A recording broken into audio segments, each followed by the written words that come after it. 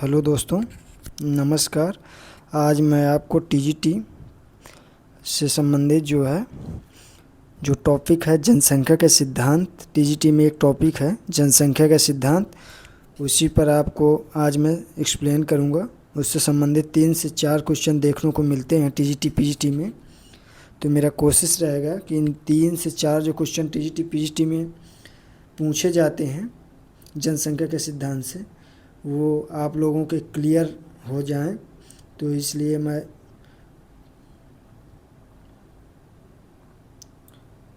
कोशिश करूंगा कि वो 4 से 5 क्वेश्चन आप लोगों को, यही मेरे नोट्स से आप लोगों को देखने को मिले।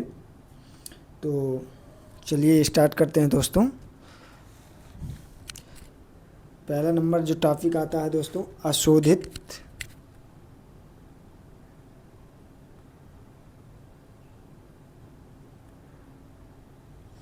पहले नंबर पर दोस्तों टॉपिक आता है जिसको बोलते हैं अशोधित जन्म दर। आप लोग देख सकते हैं, लिखा है अशोधित जन्म दर। अशोधित जन्म दर क्या होती है दोस्तों? इस जन्म दर में जब किसी भी देश में जो जन्म दर में किसी भी देश में अगर 1000 व्यक्तियों के मध्य कितने बच्चों ने जन्म लिया और जिनका पंजीयन हुआ है, मतलब जिन लोगों का पंजीयन हुआ प्रति 1000 व्यक्तियों के पीछे पंजीयन की जो जन्म दर होती है, पंजीयन की जो जन्म दर होती है, उसी को अशोधित जन्म दर बोलते हैं दोस्तों। उसको क्या बोलते हैं? उसको अशोधित जन्म दर बोलते हैं। देख सकते हैं 1000 प्रति व्यक्तियों के पीछे पंजीयन जन्म दर को क्या बोलते हैं? अशोधित जन्म दर बोलते हैं दोस्तों। फिर नेक्स्ट जो टॉपिक है दोस्तों, शोधित जन्म दर। शोधित जन्म दर है तो जो अशोधित जन्म दर में, अगर जो अशोधित जन्म दर होता है उसमें अगर हम 5% जोड़ दिया जाए, कितना? 5% यदि जोड़ दिया जाए तो शोधित जन्म दर कहलाती है। अशोधित जन्म दर में 5% और जोड़ दिया जाए तो उसको शोधित जन्म दर कहते हैं। फिर इसके बाद आता है दोस्तों अशोधित मृत्यु दर। क्वेश्चन में पूछ लेता है, आपको 3-4 लाइन दे देगा टॉपिक में, उसमें पूछेगा अशोधित मृत्यु दर किसको कहते हैं। तो 1000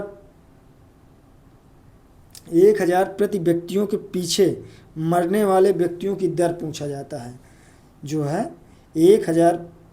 1000 प्रति व्यक्तियों के पीछे मरने वाले व्यक्तियों की दर को क्या बोलते हैं? अशोधित मृत्यु दर कहते हैं। अशोधित मृत्यु दर कहते हैं दोस्तों। फिर किसी भी देश की जनसंख्या, क्या कह रहा है दोस्तों? किसी भी देश की जनसंख्या, देख सकते हैं, किसी भी देश की जनसंख्या एक संपत्ति और दायित्व दोनों के रूप में हो सकती है। क्वेश्चन पूछ लेता है कि किसी भी देश की जनसंख्या जो होती है वे ऑप्शन ए में ऐसे पूछ सकता है कि संपत्ति के रूप में, दायित्व के रूप में, कि संपत्ति और दायित्व दोनों के रूप में, या इनमें से कोई नहीं। तो किसी भी देश की जो जनसंख्या होती है वो एक संपत्ति और दायित्व दोनों के रूप में हो सकती है। जैसे कि मानव संसाधन एक संपत्ति के रूप में ही माना जाता है। यदि मानव जो है शिक्षित हैं, स्वस्थ और प्रशिक्षित हैं, तो वो एक संपत्ति के रूप में उसको माना जाता है। और किसी भी अर्थव्यवस्था के लिए जो श्रम बल और सक्रिय संसाधन होते हैं, संसाधन के रूप में जो उपयोगी होती है, जैसे कि सपोज दैट जिस अर्थव्यवस्था में श्रम संसाधन अधिक हैं वो अर्थव्यवस्था विकास की ओर क्या होती है? विकास की ओर दोस्तों अग्रसर होती है। विकास की ओर अग्रसर होती है। देख सकते हैं आप लोग कि किसी भी अर्थव्यवस्था के लिए यदि श्रम बल एक सक्रिय संसाधन के रूप में उपयोग होता है तो वहाँ पर क्या होता है कि श्रम संसाधन अधिक होते हैं तो वहाँ अर्थव्यवस्था विकास की ओर अग्रसर होती है। और जो क्वेश्चन पूछा जाता है दोस्तों कि 11 जुलाई 1987 को विश्व की कुल जनसंख्या जब 5 अरब हो गई थी, 5 अरब का जो आंकड़ा छू लिया गया था, ये इधर देख सकते हैं आप लोग, 5 अरब का जो आंकड़ा था उसको छू लिया गया था, तो संयुक्त राष्ट्र संघ इसे एक जनसंख्या वृद्धि की समस्या के रूप में देखा गया था। किसके रूप में? वृद्धि की एक समस्या के रूप में, कि ऐसे जैसे कंटिन्यू अगर जनसंख्या बढ़ती रहेगी तो ये विश्व स्तर पर एक बड़ी समस्या बन सकती है, एक चुनौती होगा। तभी से प्रतिवर्ष क्या करते हैं दोस्तों, तभी से प्रतिवर्ष 11 जुलाई को विश्व में जनसंख्या दिवस के रूप में मनाया जाता है। तभी से दोस्तों विश्व में जनसंख्या दिवस के रूप में मनाया जाता है। कब से मनाया जाता है? तो 11 जुलाई 1987 से। जनसंख्या को किस प्रकार नियंत्रित किया जाए, इसके उपाय बताए गए थे। दोस्तों जनसंख्या को किस प्रकार नियंत्रित किया जाए, इसके कुछ उपाय बताए गए थे। जैसे आप देख सकते हैं कि किसी भी क्षेत्र विशेष में रहने वाले व्यक्तियों की संख्या, जैसे वो चाहे गांव हो या शहर हो या जिला हो सकता है या राज्य हो सकता है, या वो देश समूह कुछ भी हो सकता है। तो किसी भी क्षेत्र विशेष में रहने वाले जो वहाँ के व्यक्तियों की संख्या होती है, चाहे वो गांव हो, चाहे शहर हो, चाहे जिला हो या राज्य स्तर पर हो या द्वीप हो, इत्यादि को हम जनसंख्या बोलते हैं। जनसंख्या के अगर आकार और संरचना की बात करें, जनसंख्या की आकार, संरचना और स्थिति के कारण उसे देश की आर्थिक स्थिति और आर्थिक विकास समृद्धि पर क्या प्रभाव पड़ता है, इसको दर्शाने वाला सिद्धांत जनसंख्या का सिद्धांत कहलाता है। क्या कहलाता है दोस्तों? इनको दर्शाने वाला सिद्धांत जनसंख्या का सिद्धांत कहलाता है। फिर नेक्स्ट टॉपिक है माल्थस का जनसंख्या का सिद्धांत। माल्थस का जनसंख्या का सिद्धांत। इस सिद्धांत का प्रतिपादन जो किए थे, इस सिद्धांत का जो माल्थस का जनसंख्या का सिद्धांत उन्होंने दिया था, इस सिद्धांत का जो प्रतिपादन किए थे वो इंग्लैंड के एक धार्मिक पादरी के द्वारा किया गया था। कब किया गया था? 1798 ईस्वी में। 1798 ईस्वी में अपनी ये उनकी एक प्रसिद्ध पुस्तक थी। पुस्तक का नाम था an easy on principle of population में जनसंख्या सिद्धांत को प्रस्तुत किया था उन्होंने इस पुस्तक में जनसंख्या सिद्धांत को प्रस्तुत किया था, जिसके आगे जा करके माल्थस का जनसंख्या का सिद्धांत कहा गया। जिसके आगे जा करके उसको क्या कहा गया था? माल्थस का जनसंख्या सिद्धांत कहा गया था।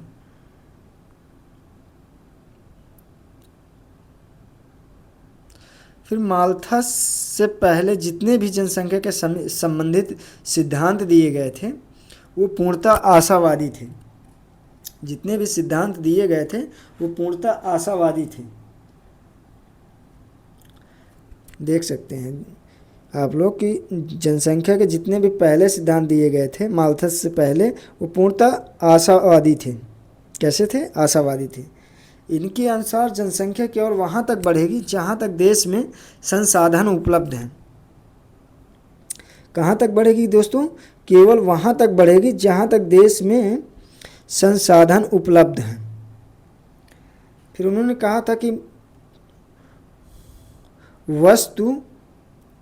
परंतु माल्थस का जो सिद्धांत पूरी तरह से कैसा था? निराशावादी विचारधारा पर था। माल्थस का जो सिद्धांत था वो निराशावादी विचारधारा पर था। उन्होंने जनसंख्या में प्रत्येक वृद्धि को खतरे का क्या बताया था? सूचक बताया था कि जनसंख्या जो बढ़ रही है प्रत्येक वृद्धि को खतरे का एक सूचक बताया था। फिर इसके बाद कुछ माल्थस की मान्यताएं थी दोस्तों। माल्थस की मान्यताएं में क्या क्या था? जनसंख्या में वृद्धि की दर तुलना में खाद्यान्न में वृद्धि कम होगी। जो जनसंख्या की वृद्धि दर की तुलना में अगर देखा जाए खाद्यान्न की जो वृद्धि दर होती है वो कम होती है। फिर माल्थस ने अपने जनसंख्या सिद्धांत में उत्पत्ति ह्रास नियम का भी उपयोग किया था। इस सिद्धांत के अनुसार जो जनसंख्या में वृद्धि होती है वो ज्योमिति श्रेणी से होगी। ज्योमिति श्रेणी का मतलब होता है गुणोत्तर मध्य से होगी, जैसे कि 1, 2 और 4, 8, 16, 32, 64 और 128, मतलब ऐसे गुणोत्तर माध्य से वृद्धि होती है। और जबकि उन्होंने खाद्यान्न में वृद्धि का जो समान अंतराल से होगी। जो उन्होंने कहा था कि खाद्यान्न में जो वृद्धि होगी वो एक समान श्रेणी में होगी, जैसे कि 1 2 3 4 5 6 7 8 ऐसे समांतर श्रेणी में वृद्धि होगी। फिर उन्होंने बताया था कि ऐसा होने पर आगामी, उन्होंने बताया था, माल्थस ने बताया था कि ऐसी अगर प्रगति लगातार चलती रही कंटिन्यू, ऐसे होने पर आगामी कितने वर्षों में, 25 वर्षों में जनसंख्या क्या हो जाएगी, दुगनी हो जाएगी। 25 वर्षों में जनसंख्या दुगनी हो जाएगी और भूखमरी की समस्या और अकाल की समस्या, बेकारी की समस्या उत्पन्न होगी और आर्थिक विकास रुक जाएगा। उन्होंने क्या क्या कहा था कि भूखमरी की समस्या उत्पन्न होगी, भाई जनसंख्या बढ़ेगी तो भूखमरी की समस्या थोड़ा बहुत उत्पन्न ही होगी, अकाल की समस्या भी होगी और बेकारी की समस्या भी उत्पन्न होगी और आर्थिक विकास की दर है वो रुक जाएगी। ये किसने कहा था, माल्थस ने कहा था। माल्थस ने कहा था कि अगर जनसंख्या कंटिन्यू ऐसी बढ़ती रही तो 25 वर्षों में जनसंख्या दुगनी हो जाएगी। फिर माल्थस ने असंतुलन बताया, जनसंख्या और उत्पादन में क्या पाया जाता है, असंतुलन उत्पन्न होगा। फिर माल्थस का जो जनसंख्या का सिद्धांत था वो जनसंख्या और खाद्यान्न में असंतुलन की स्थिति को बताता है। इस सिद्धांत में माल्थस के द्वारा संतुलन बनाए रखने हेतु कुछ उपाय बताए गए थे। उन्होंने जो है माल्थस ने इस सिद्धांत में माल्थस के द्वारा जो संतुलन बनाए रखने हेतु कुछ उपाय बताए गए कि यदि जनसंख्या को संतुलन में बनाए रखना है कंटिन्यू तो कुछ सिद्धांतों को फॉलो करना पड़ेगा। वो सिद्धांत थे नैसर्गिक उपाय थे, मतलब नैसर्गिक मतलब प्राकृतिक उपाय थे और निवारक उपाय थे, जिसमें प्रतिबंध करने के लिए उन्होंने कहा था। नैसर्गिक उपाय में उन्होंने कहा था उसको नैसर्गिक उपाय को ही माल्थुस-जीनियस चक्र भी कहा जाता है। क्या कहा जाता है, माल्थस-जीनियस चक्र भी कहा जाता है। इस चक्र के अनुसार जैसे जैसे जनसंख्या बढ़ेगी, उन्होंने कहा था कि जैसे जैसे जनसंख्या बढ़ेगी वैसे वैसे प्राकृतिक आपदाएं आएंगी, तूफान, चक्रवात, बाढ़ और महामारी जैसी समस्याएं उत्पन्न होंगी और जनसंख्या स्वयं अपने आप क्या हो जाएगी, नियंत्रित हो जाएगी। उन्होंने क्या कहा था, जनसंख्या स्वयं अपने आप नियंत्रित हो जाएगी। इस प्रकार यह चक्र चलता रहेगा। इस प्रकार यह चक्र क्या होगा, चलता रहेगा।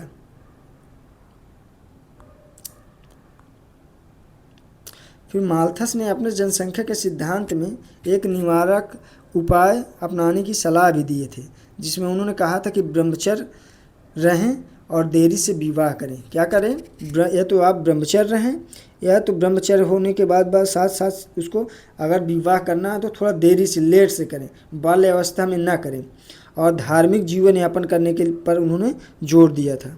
ये 3 अवस्थाओं पर उन्होंने जोर दिया था निवारक उपाय पर, कि ब्रह्मचर्य रहिए, देरी से विवाह करिए और धार्मिक जीवन अपनाना है।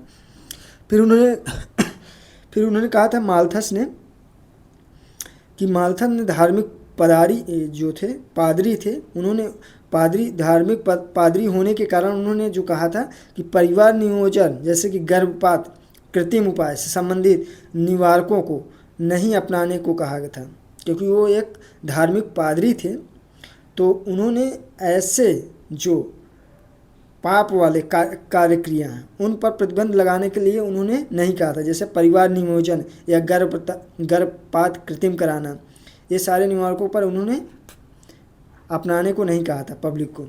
फिर उन्होंने माल्थस का जो जनसंख्या का सिद्धांत था पूरी तरीके से निराशावादी सिद्धांत था। प्रत्येक बच्चे का जो जन्म होता है वो उन्होंने बताया था कि खतरे का सूचक होता है और जनसंख्या वृद्धि कैसी होती है, गुणोत्तर श्रेणी में होती है। गुणोत्तर श्रेणी का मतलब कि 1 2 और 4 8 16 32 64, मतलब एक गुणोत्तर वृद्धि की दर से बढ़ती है। फिर उन्होंने ये भी बताया था कि खाद्यान्न में जो वृद्धि होती है वो समांतर श्रेणी में होती है। समांतर श्रेणी का मतलब होता है कि एक समांतर क्रम में बढ़ती है, जैसे 1 2 3 4 5 6 7 8 ऐसे क्रम में बढ़ती है। उन्होंने बताया था अंकगणितीय समांतर में वृद्धि होती है। और उन्होंने ये भी बताया था कि जनसंख्या यदि कंटिन्यू बढ़ती रही तो 25 वर्षों में दुगनी हो जाएगी। क्या हो जाएगी दोस्तों, 25 वर्षों में दुगनी हो जाएगी, ये भी उन्होंने बताया था। फिर उन्होंने बताया था कि अनुकूलतम जनसंख्या का जो सिद्धांत है, अनुकूलतम जनसंख्या जो सिद्धांत है सर्वप्रथम एडवर्ड वेस्ट के द्वारा दिया गया था 1905 में। किसके द्वारा सर्वप्रथम दिया गया था? अनुकूलतम जनसंख्या का सिद्धांत सर्वप्रथम एडवर्ड वेस्ट के द्वारा 1905 में दिया गया था। अनुकूलतम शब्द का सर्वप्रथम प्रयोग, जो अनुकूलतम शब्द का सर्वप्रथम उपयोग किसने किया था? तो एडविन केनन ने किया था। किसने किया था? एडविन केनन ने के द्वारा किया गया था। और माल्थस का जनसंख्या का जो सिद्धांत था वो पूरा तरीके से निराशावादी था। कैसा था दोस्तों? पूरी तरीके से निराशावादी था और परिणात्मक था, स्थैतिक आधार पर था, जबकि अनुकूलतम जनसंख्या का सिद्धांत आशावादी सिद्धांत और परिणात्मक तथा दिशात्मक तथा प्रायोगिक आधार था। फिर अनुकूलतम जनसंख्या का सिद्धांत केनिन और वेस्ट और डाल्टन और रॉबिन्सन के द्वारा भी किया गया था, जो माल्थस के जनसंख्या सिद्धांत के विरुद्ध वह सुधारात्मक रूप था। मतलब उसमें चेंजेस किया गया था, कुछ सुधार किया गया था। किनके द्वारा दिया गया था? तो केनिन के द्वारा और वेस्ट और डाल्टन और रॉबिन्सन, ये ऐसे 4 व्यक्ति थे, इनके द्वारा भी दिया गया था, माल्थस के विपरीत। फिर इसके बाद आता है प्रोफेसर डाल्टन के द्वारा अनुकूलतम जनसंख्या का सिद्धांत में एक सूत्र का प्रतिपादन किया था। किसने दिया था? डाल्टन के द्वारा।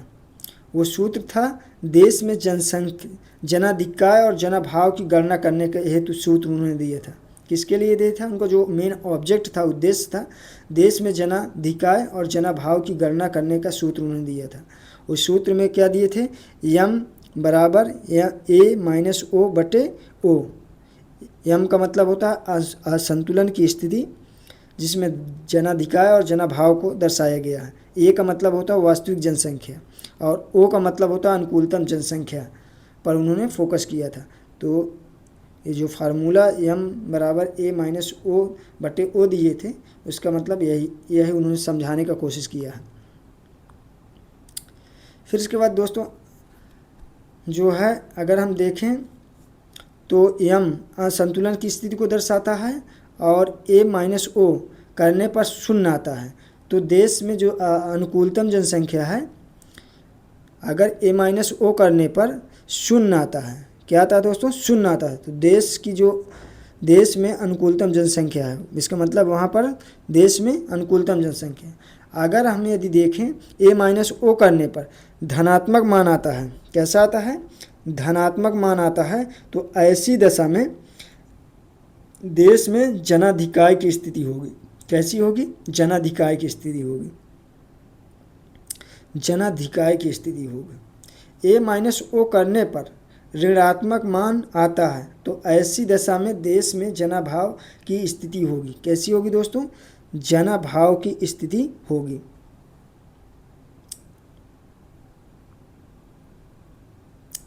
फिर इसके बाद आता है प्रोफेसर डाल्टन के अनुसार अनुकूलतम जनसंख्या वहाँ होती है जहाँ प्रति व्यक्ति आय सर्वाधिक होती है।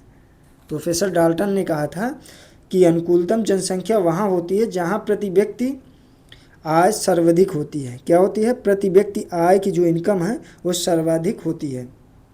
उन्होंने एक सूत्र भी दिया था, प्रति व्यक्ति आय बराबर राष्ट्रीय आय बटे कुल जनसंख्या से डिवाइड करेंगे तो प्रति व्यक्ति आय निकल आएगी। फिर प्रोफेसर फिक्स के अनुसार अनुकूलतम जनसंख्या वह बिंदु होता है दोस्तों, जनसंख्या वह बिंदु होता है जहाँ देश में उत्पादन क्या होता है? देश में उत्पादन सर्वाधिक वृद्धि होती है। ये किसने कहा था? प्रोफेसर फिक्स के अनुसार था। प्रोफेसर फिक्स ने कहा था कि जनसंख्या वह बिंदु होता है जहां देश में उत्पादन क्या होता है? सर्वाधिक मात्रा में होती है। फिर अनुकूलतम जनसंख्या का सिद्धांत, यह सिद्धांत पूर्णतः कैसा था? आशावादी था और इस मान्यता पर आधारित था कि अगर बच्चे का जन्म होता है तो वह जनाधिकार का सूचक है। वह कैसा है, जनाधिकार का सूचक, क्योंकि जन्म के साथ साथ वह बच्चा अपने खाने के लिए एक मुंह और दो दांत ले करके आता है, जिससे वह अपना जीवन निर्वाह आराम से कर सकता है। क्या कहा था, कोई भी बच्चा अगर पैदा होता है तो वह अपने साथ एक मुंह और दो हाथ ले करके आते हैं, जिससे वह अपना जीवन निर्वाह आराम से कर सकता था। ये किसने कहा था, ये प्रोफेसर फिक्स के अनुसार प्रोफेसर फिक्स ने कहे थे। फिर इसके बाद आता है नेक्स्ट दोस्तों, साथ ही वह अपने राष्ट्रीय उत्पादन में वृद्धि भी करेगा। साथ ही अगर वो दो हाथ लेकर एक मुंह लेकर आता है, अगर कोई कार्य एक्टिविटी करेगा तो वो उसमें किसमें, राष्ट्रीय आय में उत्पादन में भी वृद्धि करेगा। इस सिद्धांत के अनुसार अनुकूलतम जनसंख्या एक निश्चित क्या होती है, एक निश्चित आकार नहीं होता है, बल्कि एक परिवर्तनशील होती है। कैसा होता है, एक निश्चित उसका आकार नहीं होता, ये कन्वर्टेबल होती है, मतलब परिवर्तनशील होती है, लगातार परिवर्तन होता रहता है, जो संसाधनों का अधिकतम उपयोग करके आर्थिक समृद्धि की ओर ले जाता है। कैसे ले जाता है, समृद्धि की ओर ले जाता है।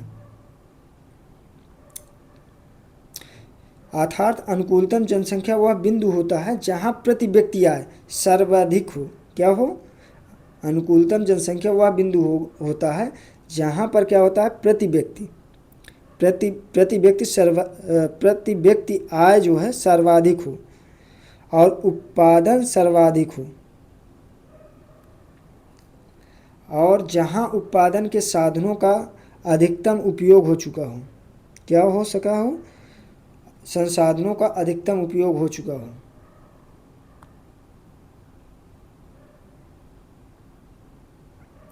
फिर उन्होंने कहा था दोस्तों कि इस सिद्धांत के अनुसार जनसंख्या में वृद्धि को किसमें, श्रम और बल और कार्यशील जनसंख्या के साथ देखा गया था।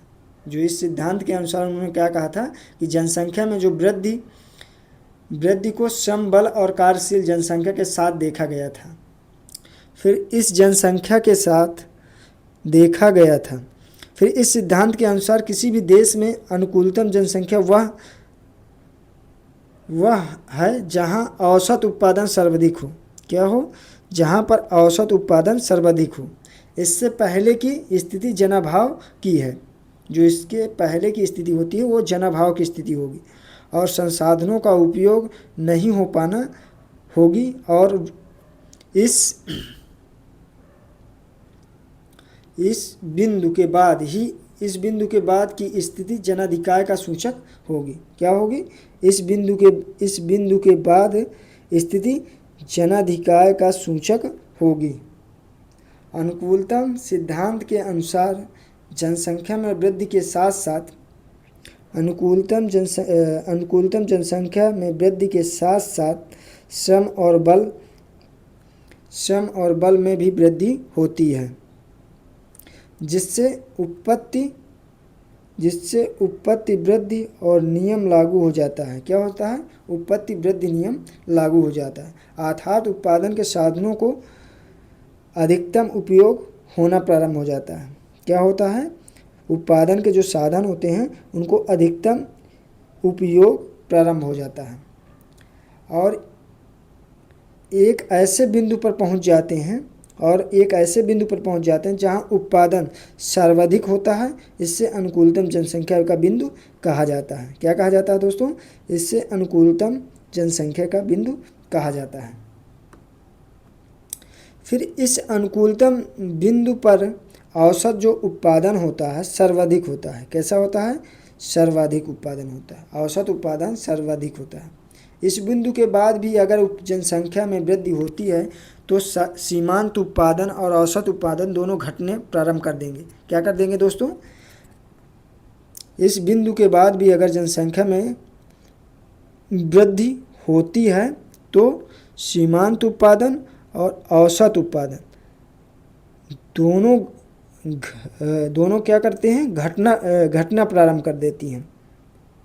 अर्थात उत्पत्ति का ह्रास नियम लागू हो जाता है। क्या हो जाता है, उत्पत्ति का ह्रास नियम लागू हो जाता है। जैसे कि इस ग्राफ में आप लोग देख सकते हैं, प्रति व्यक्ति आय दी गई है और उत्पत्ति वृद्धि नियम, जैसे देखो ऊपर का कर्ज जा रहा है, ये ऐसे तो वृद्धि हो रही, और ये वृद्धि के अनुकूलतम जनसंख्या जैसे जैसे बढ़ती जाती है वो नीचे की तरफ डिक्रीज करता जाता है। तो यहाँ पर जो है ये जनसंख्या का सर्वाधिक औसत उत्पादन कहाँ पर होता है, औसत उत्पादन सर्वाधिक कहाँ पर होता है, इस बिंदु पर होता है दोस्तों। और जैसे ये नीचे जाता है तो अनुकूलतम जनसंख्या का जो प्रति व्यक्ति आय है वो डिक्रीज करती जाती है, उत्पत्ति ह्रास नियम लागू हो जाता है। ये देख सकते हैं जैसे जैसे ऐसे नीचे के गिर जाता है तो उत्पत्ति ह्रास नियम हो जाता है, लागू हो जाता है। फिर इसके बाद आता है अशोधित जन्म दर किसी भी भौगोलिक क्षेत्र विशेष में प्रति 1000 जनसंख्या पर 1 वर्ष के दौरान जन्म लेने वाले पंजीकृत बच्चों की दर को क्या बोलते हैं, अशोधित जन्म दर कहा जाता है। फिर इसके बाद आता है शोधित जन्म दर। अशोधित जो जन्म दर होता है उसमें अगर 5% हम जोड़ दिया जाए तो शोधित जन्म दर प्रति होती है 1000 प्रति होती है, और 5% इसलिए जोड़ा जाता है क्योंकि कुछ बच्चों के जन्म के साथ पंजीकृत नहीं कराए जाते हैं। जो जन्म के समय कुछ बच्चे क्या होते हैं, लोगों अस्पताल तक नहीं पहुंचते, गाँव में या घरों में हो जाते हैं, तो उन बच्चों का पंजीकरण राष्ट्रीय पंजीकरण नहीं हो पाता। तो इसलिए जो शोधित जन्म दर है उसको इसलिए अशोधित जन्म दर में सही कैलकुलेट करने के लिए हम 5% जोड़ देते हैं। फिर इसके बाद दोस्तों निकालते हैं अशोधित मृत्यु दर। क्या निकालते हैं, अशोधित मृत्यु दर। तो यदि अशोधित मृत्यु दर की हम बात करें तो किसी भी भौगोलिक क्षेत्र विशेष में 1 वर्ष के दौरान प्रति 1000 व्यक्तियों के पीछे मृत्यु होने वाले लोगों की संख्या क्या कहलाती है, अशोधित मृत्यु दर कहलाती है। क्या कहलाती है दोस्तों, अशोधित मृत्यु दर कहलाता है। प्राकृतिक वृद्धि दर किसी भी भौगोलिक क्षेत्र विशेष में 1 वर्ष के दौरान, प्राकृतिक वृद्धि दर क्या होती है दोस्तों, किसी भी भौगोलिक क्षेत्र विशेष में 1 वर्ष के दौरान अशोधित जन्म दर व अशोधित मृत्यु दर का जो अंतर होता है उसको क्या कहते हैं दोस्तों, प्राकृतिक वृद्धि दर कहलाता है।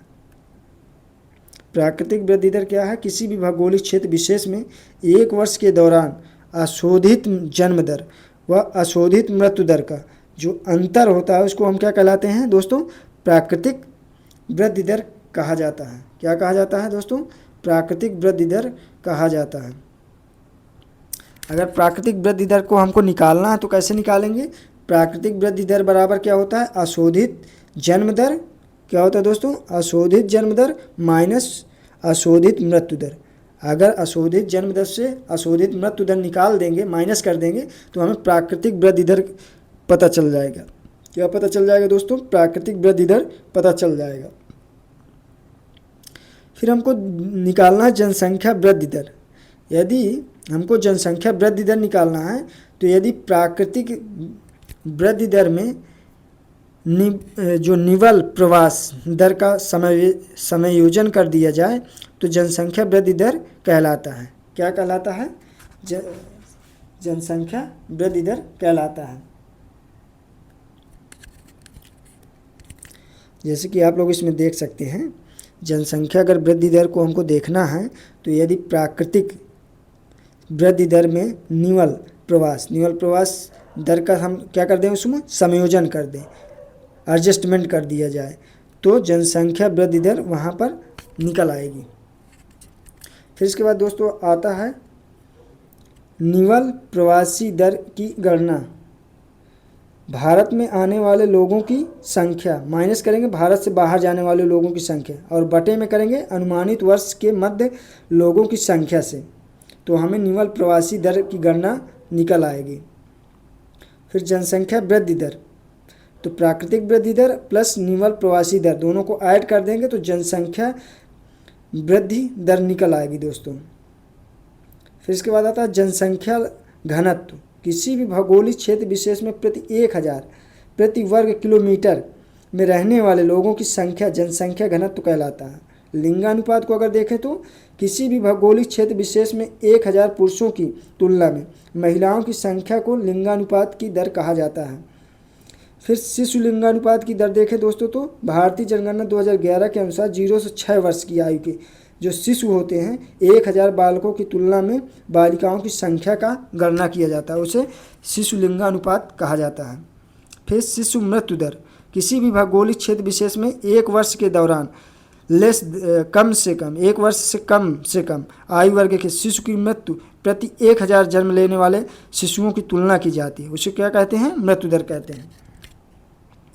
फिर बाल मृत्यु दर आता है, 0 से 6 वर्ष की आयु के में मृत्यु होने वाले बालकों को प्रति 1000 की तुलना में जो बालक मृत्यु दर की तुलना की जाती है उसमें निकाला जाता है। ऐसे साक्षरता दर भी निकाला जाता है। साक्षरता दर 7 वर्ष से अधिक आयु के व्यक्तियों की जनसंख्या जो कि किसी भी भाषा को पढ़ सकता है, लिख सकता है, उनकी संख्या साक्षरता दर में कहलाती है। फिर कुपोषण दर